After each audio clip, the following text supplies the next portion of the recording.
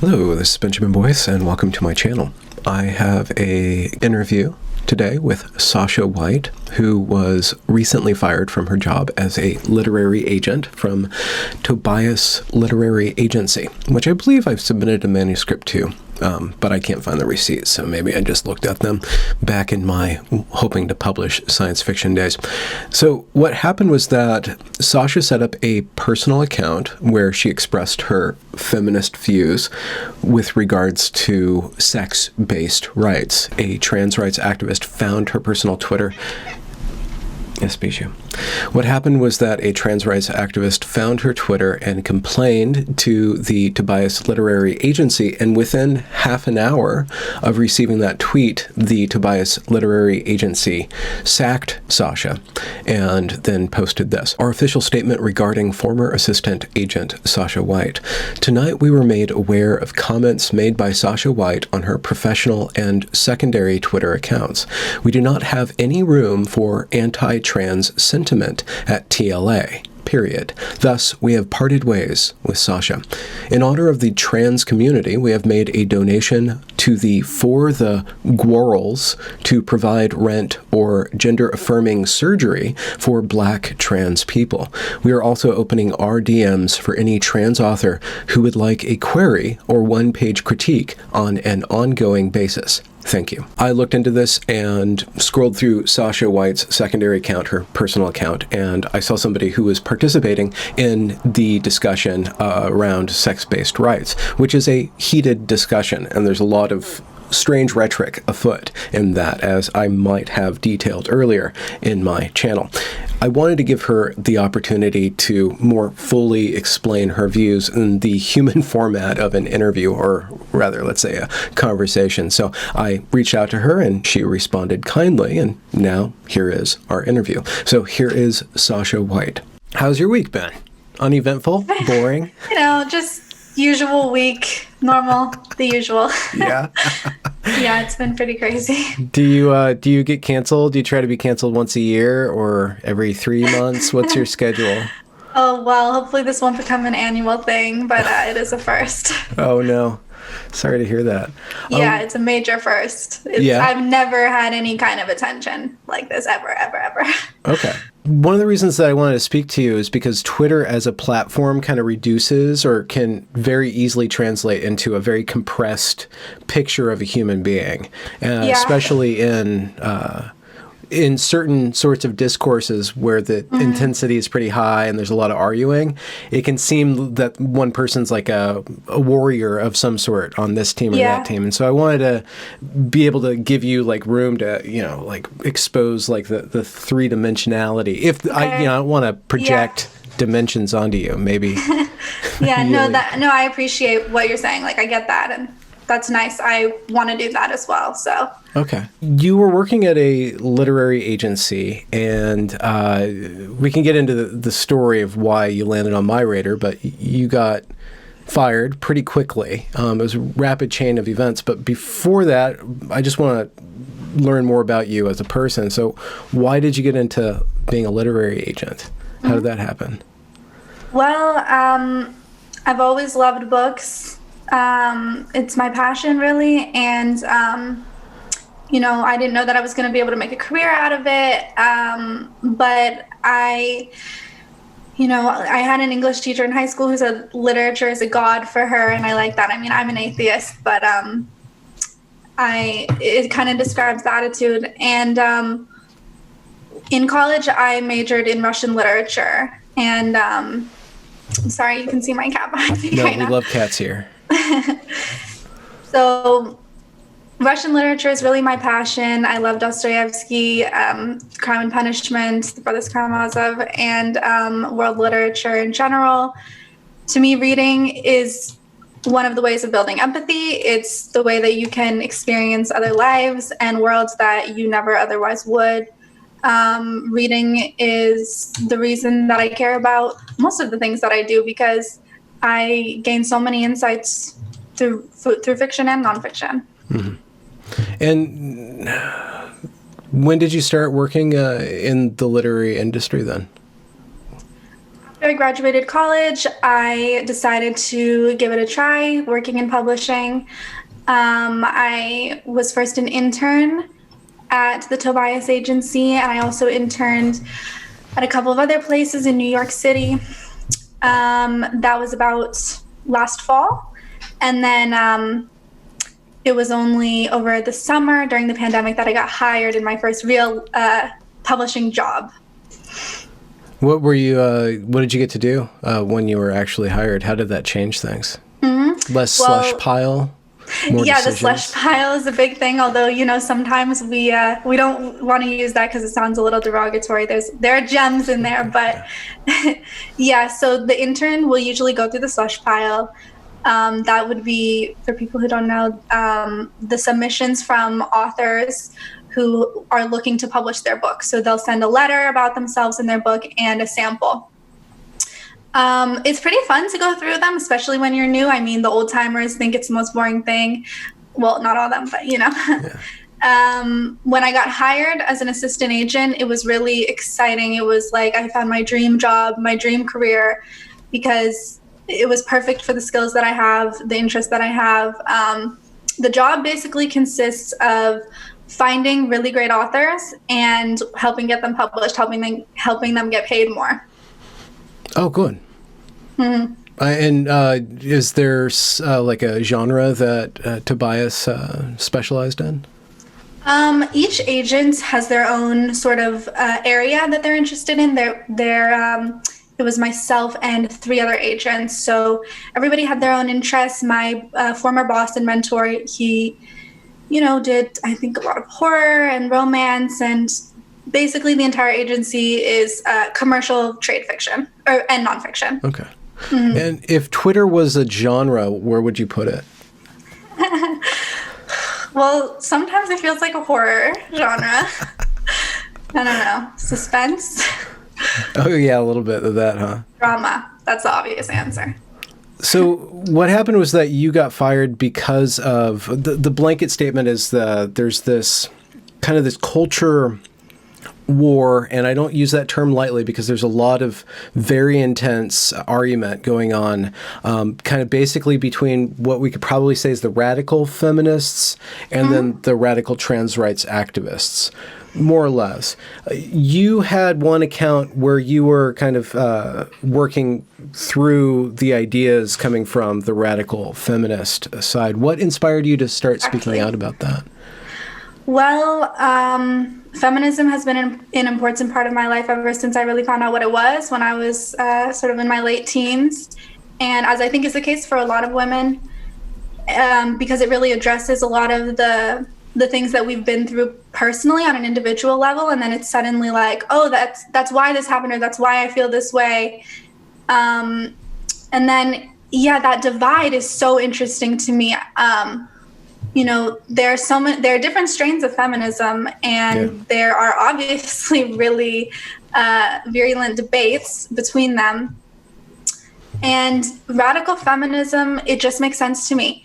I also want to define radical in this context. It doesn't mean extreme, and it also doesn't mean cool.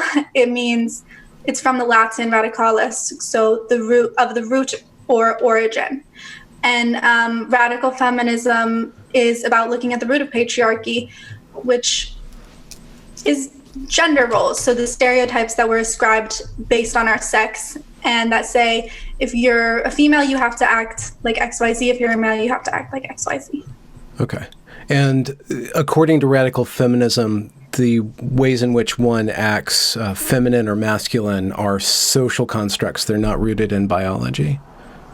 Yeah, I think so. I mean, it's unanswered and maybe unanswerable as to how much of our behaviors are innate or socialized, right? I mean, we don't know exactly the extent to which that occurs. We can look across different cultures. So when things are different across different cultures, we know that they're probably based in socialization. There are definitely differences between men and women that are due to nature, but yes, exactly what you said, that the sort of code of masculinity or the role of masculinity or femininity, I don't believe that those are inherently related to male or female. Okay. Because one of the positions that is held to most strongly within the, I don't mean this term derogatorily, so I won't use it, but I'm just going to use it once, all right?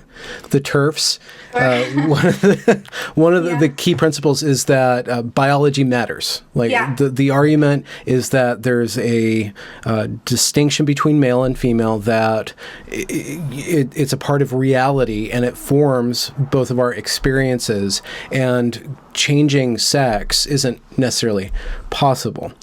So there's some nuances in there with regards to the argument, the radical feminist argument against gender roles, but for biology. And I think a lot gets mixed up in there. How do you think that that's related? Why are you drawing a line in the sand with regards to sex, but then you want to dismantle gender at the same time? Yeah. So while your biological sex, that is male or female, is immutable, I don't believe that it determines in any way the manner in which you have to move through the world. So, I mean, but it matters when it comes to things like pregnancy, childbirth, rape. That's when it matters. It doesn't, however, determine how you have to dress, how you have to talk, or how you have to be. The reason that I believe biology is so important in feminism is because we have to be able to define what a woman is in order to have a feminist movement. And feminism it should be a political movement. It shouldn't just be a feeling, or that feels feminist to me. That's not really what feminism is for. It's really for helping the most vulnerable women.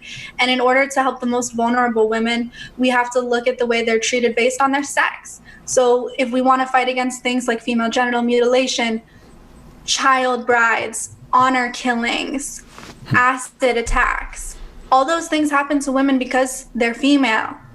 Sex selective abortions, or the killing of female newborns because sons are favored.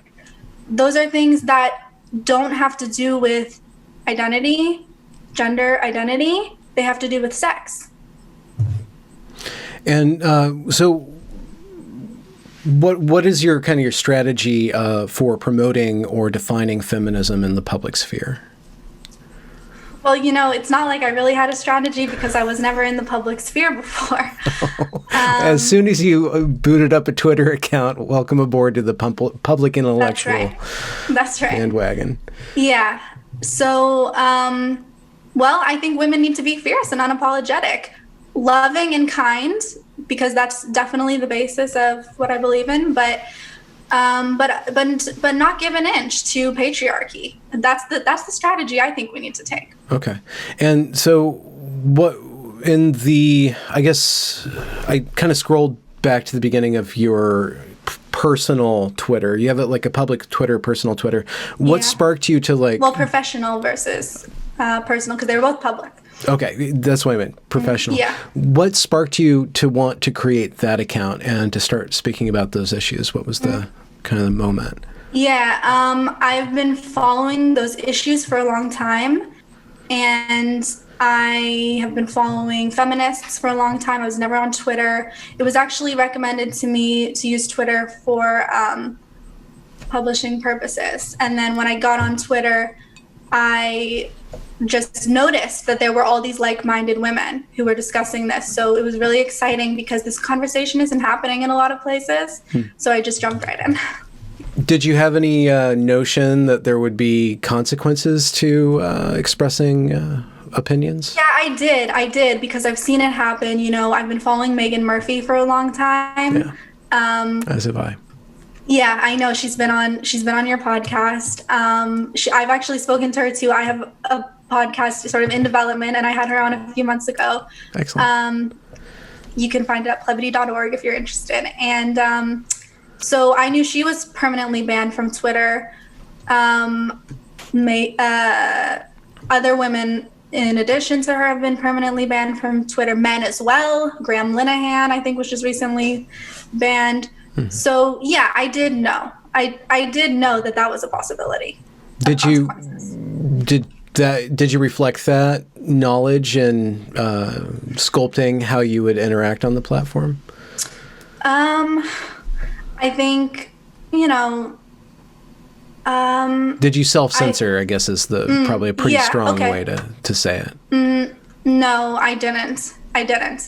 And so, you know, sometimes I didn't always explain my full philosophy in my tweets. I've been flippant. I've used humor, maybe dark humor, maybe vulgar, rough around the edges humor. But I would say I was speaking freely, and I still am.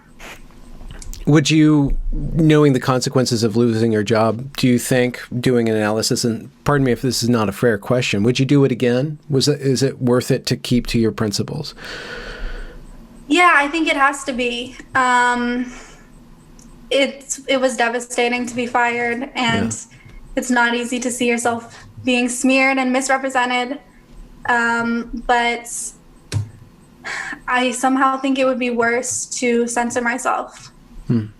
What do you think is the reason why you were fired? And I guess that's a difficult question to ask. I know there's a lot of things to go in there, but what is it about this climate, or why do you think that the feminist voice on this issue is so fraught or so easily, I guess, canceled in a way?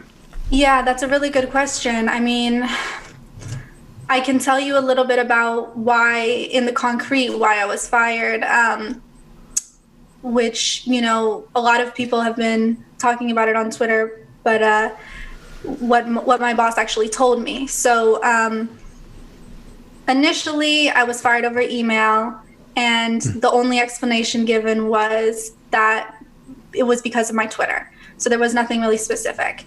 I really wanted a chance to be able to talk to my former boss. So I managed to get through to him, talk to him on the phone the next morning. And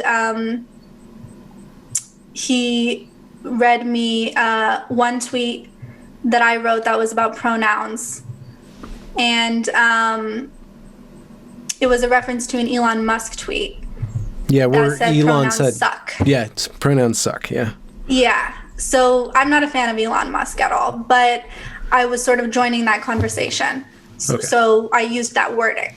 So I said, the reason I think pronouns suck is because it's sort of a form of color blindness for gender. It's obfuscating the distinct experiences of men and women, whereas we should be critiquing them and looking at them and examining them and fighting them, you know, in terms of gender roles. We shouldn't adhere to gender roles. I don't believe in gender roles. I don't believe in gender conformity necessarily, although I don't judge people for how they express themselves. So that was sort of the tweet that was cited as why I was fired. And then the climate, yeah, I mean, it's a really intense climate. For me, this issue, of course, it came into being because of the transgender or gender ideology sort of versus radical feminism, but it's really about freedom of speech. I know I have strong opinions. I don't expect or want everyone to agree with me. I like debate. I like disagreement. And I believe that you should be allowed to push the limits of what's in vogue to say and not be fired. Yeah. Do you think that it's particular to the writing industry, the literary industry, that there is kind of a code of speech right now that's being enforced? You know, I don't know if it is unique to the industry, but I definitely do think it exists in the industry. I mean, that's clear, right? Because of what happened to me. I mean, I've been seeing these dust-ups like in YA Lit where they just all dogpile on each other for not thinking the right way. And one way that they go after people is because of race, but gender is another thing that is, if you kind of deviate from the accepted orthodoxy, you kind of get piled on. Yeah, and it's so dangerous. It's so harmful and it's so dangerous. We need to be able to speak in order to form our thoughts. We shouldn't have to be afraid to say the wrong thing. You know, of course, there are limits to freedom of speech when it comes to threats of violence, when it comes to yelling fire in a movie theater, when it comes to libel. But other than that, personally, I'm a free speech absolutist. I believe everyone has the right to say their opinions, even if they're wrong, even if they're stupid. That's really the most important thing that we can have in a democracy. If we have a democracy, that's a whole nother question. Mm-hmm. There was a thread that was critical of you, and there was a lot of soft spots in it, and I don't agree with the thread, but I'm trying to give some steel man to the opposition. And this person, and I don't know how accurate this is, and I'm questioning their accuracy because there's other statements that they made that just don't make sense, but they said that the Tobias Literary Agency was specifically trying to reach out to the LGBT community, trying to build build their bill with these individuals. Do you see that could be, your views could be in conflict with that strategy? And with regards to a private business, could it be the case that you could be marginalizing a certain portion of their market? Yeah, I mean, that's a really good question. I think that, personally, I'm in favor of LGBT, so I've been misunderstood. But I'm professional, so if I were to get a manuscript from, and I did in the short time I was there, get manuscripts from about LGBT stories, and I was reading them, and I was interested in them. Maybe I was going to represent them. So that is a really difficult question, the line of where does your outside behavior actually relate to your work performance? Yeah. In my case, I don't believe that was that it was even presumed that would have any bearing on my professional behavior. That wasn't, I never got any indication of that. On a personal level, when I spoke to my boss that last time after I was already fired, he told me, "You're great, you've been great." It seemed to me that the firing was a result of the mob coming for the agency. And I understand that there was a feeling of a need to protect themselves. So that's kind of how I see it. That's a good thread of inquiry. And I've been kind of studying, kind of anthropologically studying the contention between radical feminists and trans rights activists. And I see that when they both are acting from a place of defensiveness or of protection, that's when things get really, really tense. How does feminism go forward, and while protecting the vulnerable, still not kind of act defensively or kind of act from a kind of fight or flight kind of position in your own life? Have you seen that kind of takes a toll on the discourse? Or yeah, I think that is a good way of putting it. It's very emotional, it's very fight or flight. We need to be rational, we need to be logically consistent. We need to be constantly asking ourselves what we believe and questioning ourselves. I'm open to changing my mind. I love to change my mind. It makes me feel like I've done a good job, thinking about things. But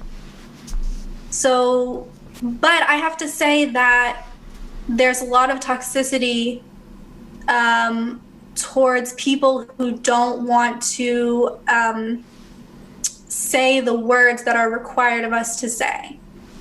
So, for example, trans women are women. Yeah. It's not hateful to not want to say that. It's become this buzzword that if you don't say the exact creed of a certain group, then you are considered a TERF. Why? What does that phrase mean to you, and why won't you say that? Then trans women are women. What does that mean?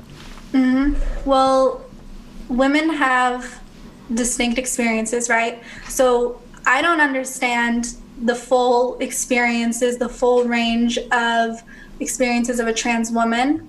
She has her own struggles, and I have mine. I don't think trans women can fully understand or experience what it's like to be a woman because they are biologically male. It's impossible to change your sex. You can change how you present, but you cannot actually become the opposite sex. And why do you think that there's a pushback towards that? Why do you think that that has become a code? Or what is the meaning from the other side of that statement? What are they meaning?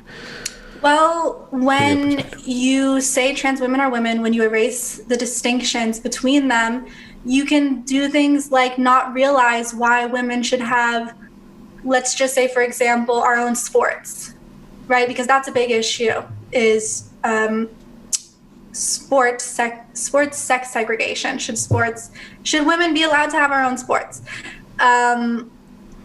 If trans women can compete as women, then women's sports are potentially obliterated.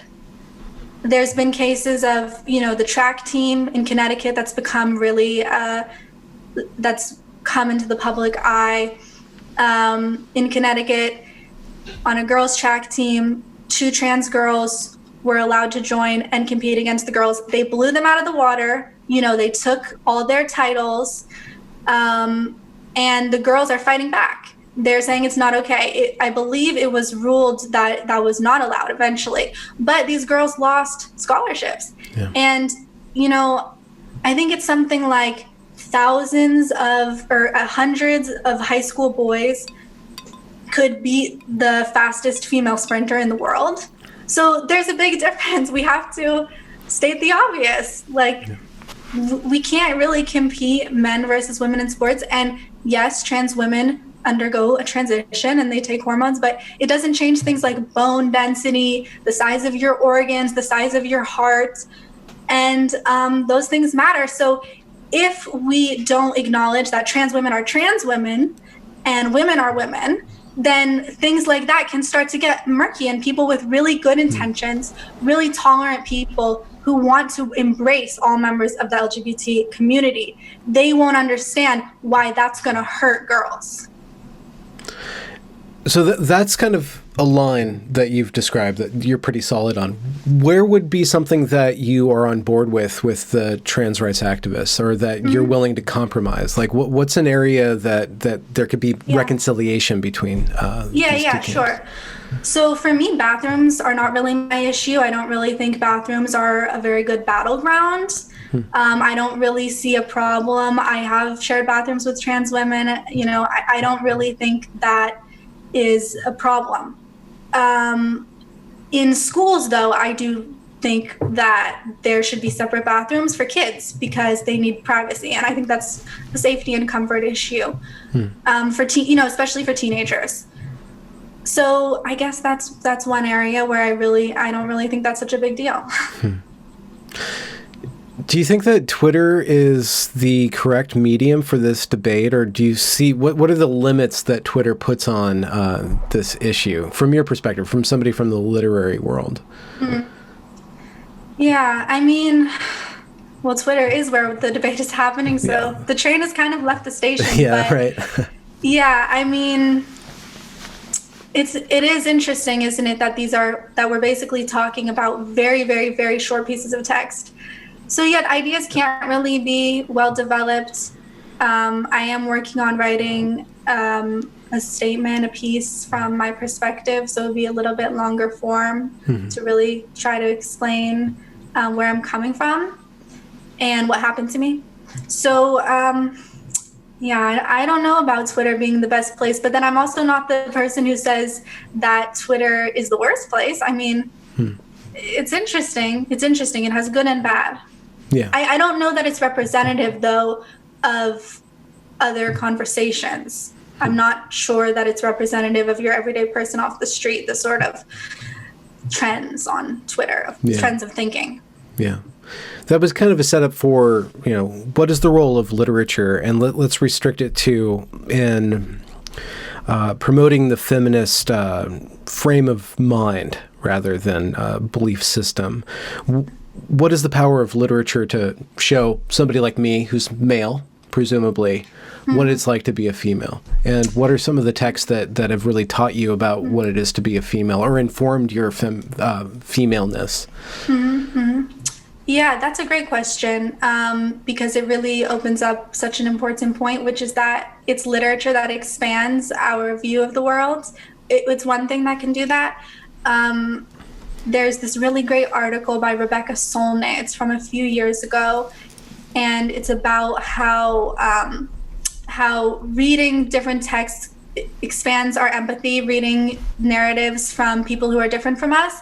And she specifically talks about how most of the canon is sort of white male. You know, it feels like it's overstated, but it's true. And so when you're in high school or college or whatever, you're reading through the perspective of a lot of white men. And if you're not a white man, you're sort of putting yourself in those shoes. You're experiencing that perspective in a way that builds empathy. So that's a good thing. That's not a bad thing. However, what's bad is that there aren't other voices that we're able to hear. There aren't other stories that there are, but I'm saying in the established canon or mainstream. So I think that literature plays such an important role for that. For me, a book recently that I read that I thought was so powerful was the Neapolitan Quartet by Elena Ferrante. These books are sort of a lifelong view of moments that add up to so much more than the sum of their parts. It's like a book that contains so many feminist messages and ideas without overtly stating them, just by showing them through that lived experience, and it's really beautiful. Simone de Beauvoir is really fantastic. She has obviously The Second Sex, but also some fiction. She has a book of short stories called The Woman Destroyed. It's pretty incredible. Lately, I've read Mary Daly. She's a radical feminist from the, I think, 60s or 70s. And she's an incredible writer. I like Sylvia Plath. Those are some of the people. Excellent. Do you think that the literary domain could give us empathy for, give the radical feminists empathy for the transgender point of view? And have you seen any literature like that that's kind of opened your eyes to that perspective? Yeah. The first thing that pops into my head is a YA book that I read a while back. I think it was called Luna, and it was about a trans teen girl named Luna.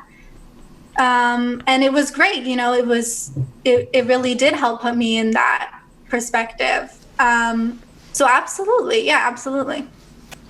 What's going to happen now? What are you thinking about doing? Do you have any plans? I guess everything kind of happened really recently.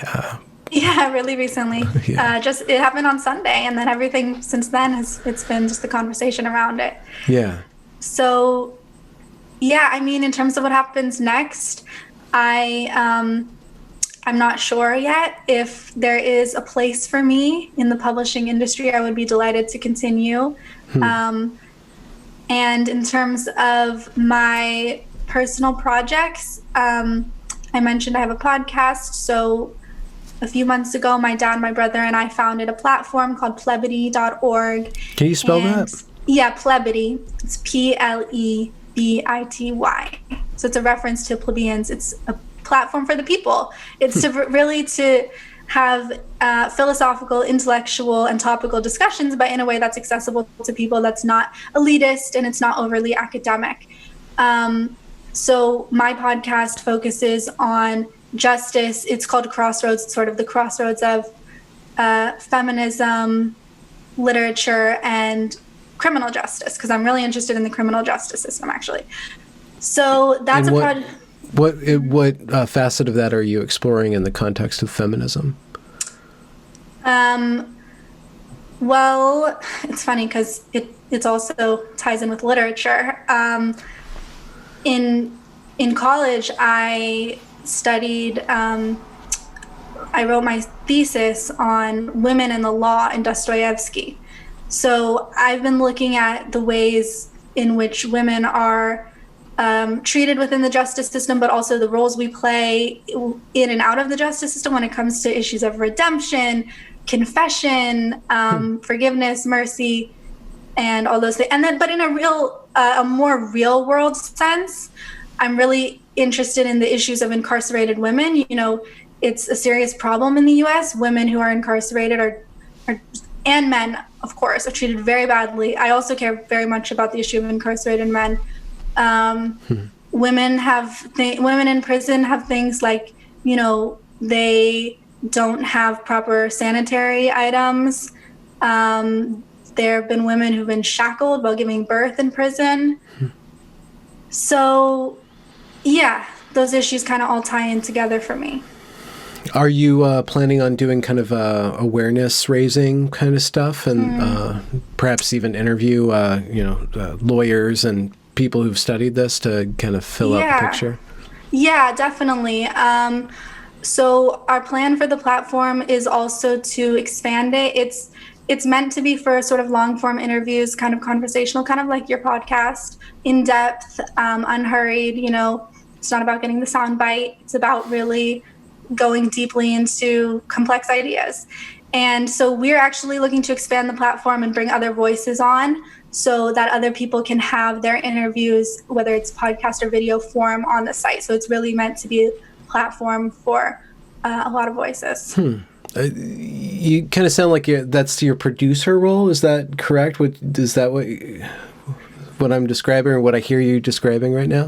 Yeah, well, the goal is for creators to be, you know, pretty independent, so that they just use the platform to publish their stuff. Yeah. And then I have my podcast on the site, and I definitely want to interview people about this. That's what I'm going to be doing moving forward.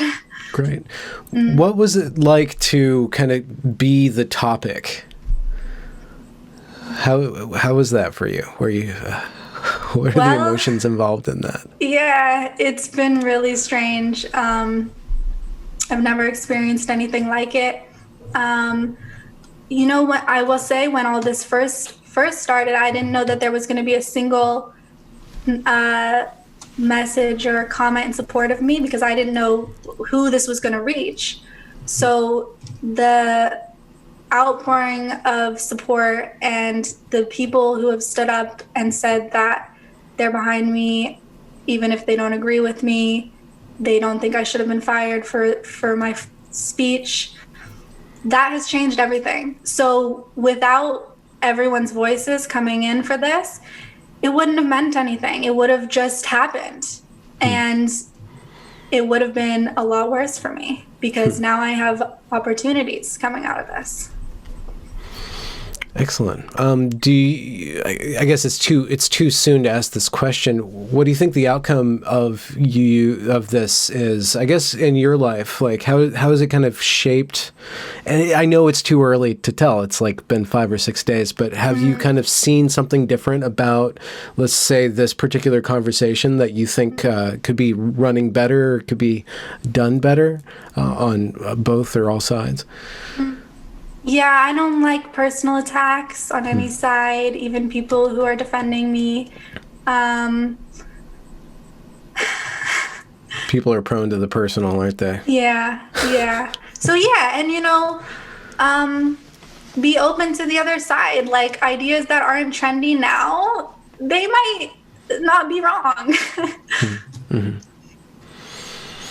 Excellent. And realize that we can disagree without hating each other. Yeah. You know, it doesn't, just to make a comparison, to criticize Israel doesn't make you anti-Semitic. I'm very proud of being Jewish, and I criticize Israel all the time, vehemently, because I don't want to see what is happening there, which is, a terrible situation, oppression of the Palestinians. So, we can disagree with things without hatred. We should.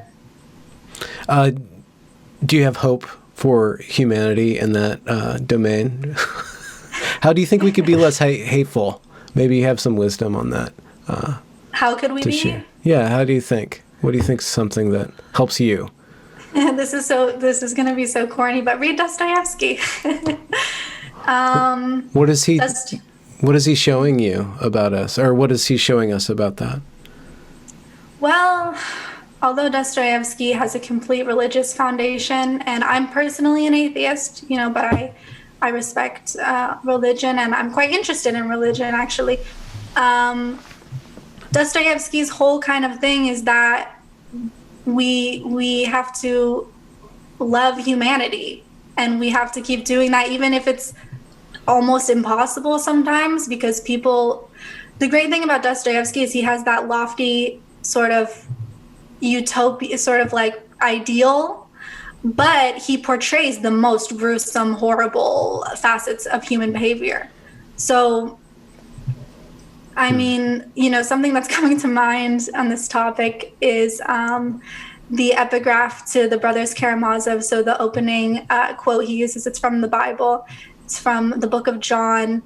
And from memory, it says, except a corn of wheat fall into the ground and die, it abideth alone. But if it falls, it brings forth much fruit. And that's the theme that he echoes throughout that entire book, which is that one person's sacrifice can bring forth a unity and a community.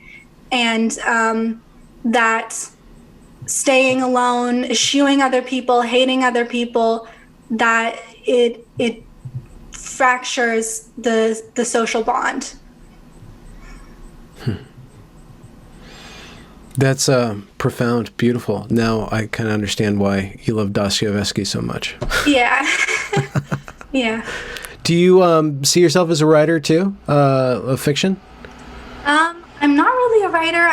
I've got one short story I wrote that I kind of threw up on a blog during the pandemic. It's kind of about the pandemic a little bit, but I'm not really a writer. I would describe myself as more of a reader than a writer.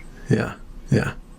Some people are innies, some people are outies, and with regards to writing. Yeah, I like to write. Wonderful. Yeah.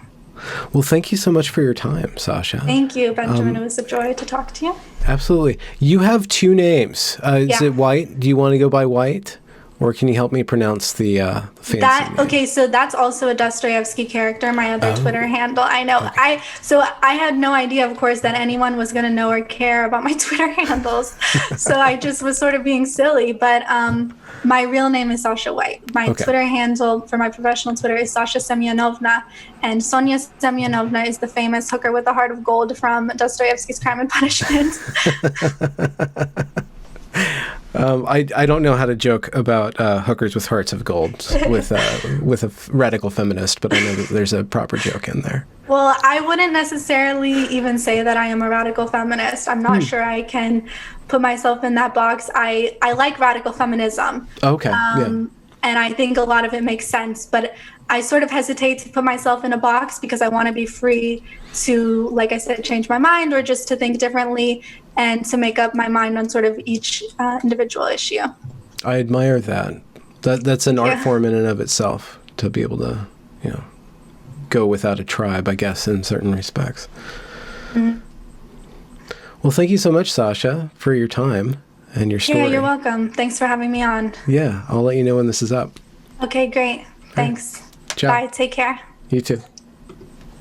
Congratulations for reaching the end of the podcast. If you enjoyed this product, consider donating to this channel via paypal.me/Benjamin Boyce or joining me on Patreon. Also follow me on Twitter at Benjamin A. Boyce. Have a good night.